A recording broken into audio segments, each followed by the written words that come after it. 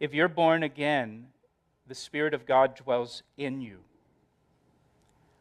And when we walk in the Spirit, the Holy Spirit of God produces fruit in us. It's called the fruit of the Spirit.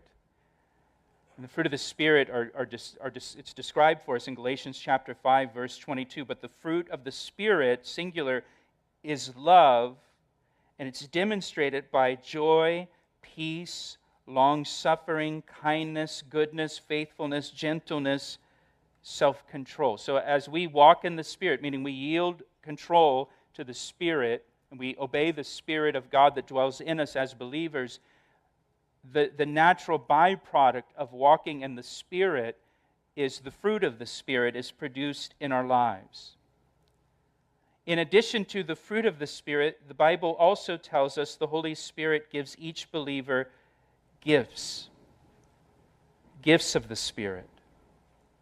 And the gifts of the Holy Spirit are listed in 1 Corinthians 12, Romans 12, and Ephesians 4.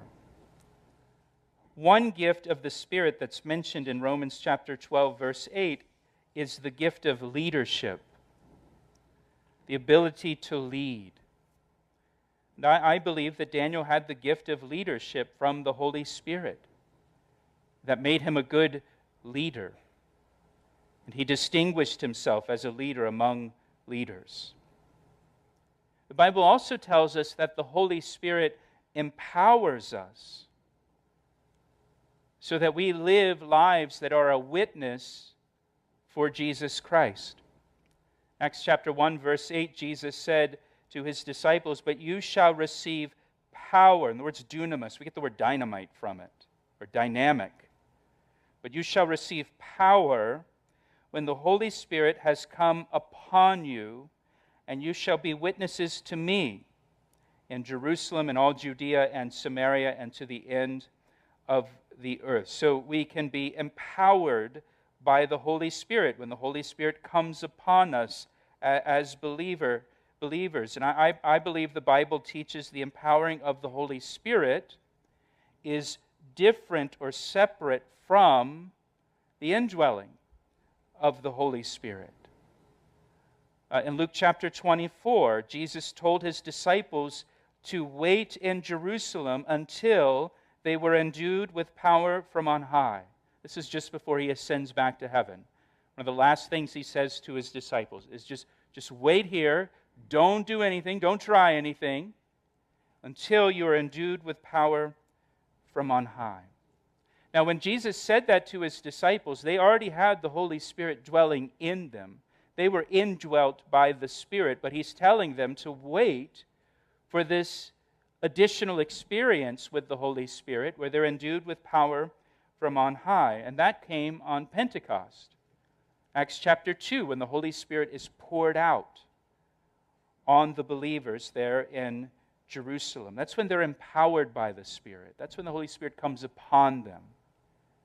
And that's when Peter stands up and he preaches that sermon, and 3,000 people get saved and baptized there in Jerusalem. So when a believer is empowered with the Holy Spirit, then their life becomes a witness for Jesus Christ.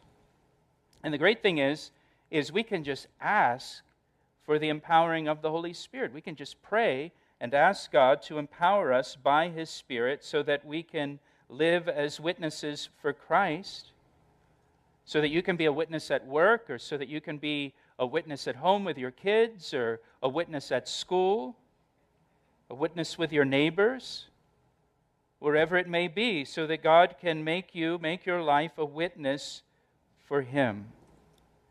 Daniel here, he distinguished himself above the other administrators because an excellent spirit was in him. Daniel's hard work, his diligence, his integrity, his loyalty, it got noticed by Darius. And so we're told that Darius gave thought to setting Daniel over the whole realm. Darius considered restructuring the whole hierarchy of the government to create a position just for Daniel, where Daniel would be in charge of everything. Now, there are many verses in the Bible that talk about integrity and having integrity and diligence in our work. Proverbs chapter 11, verse 3 says, "The integrity of the upright will guide them." Daniel's integrity guided him. Proverbs chapter 10, verse 9, "He who walks with integrity walks securely." Colossians chapter 3, verse 22, there it says, "Bondservants, obey in all things your masters according to the flesh." Listen to what it says. "Not with eye service as men pleasers, but in sincerity of heart, fearing God. And whatever you do, do it heartily as to the Lord and not to men, knowing that from the Lord you will receive the reward of the inheritance, for you serve the Lord Christ." There we're told to serve, to work with sincerity of heart. And whatever we do, we're to do it heartily as to the Lord and not to men. And he says here, don't do it with eye service as men pleasers. You know what that is? That's eye service is when you work hard when the boss is around and he can see you or she can see you. But as soon as the boss leaves the room, you're just watching YouTube videos at your desk and you're not doing anything. That's eye service. Isn't that amazing that, Paul writes this 2,000 years ago, and people were like that 2,000 years ago, just as they are today?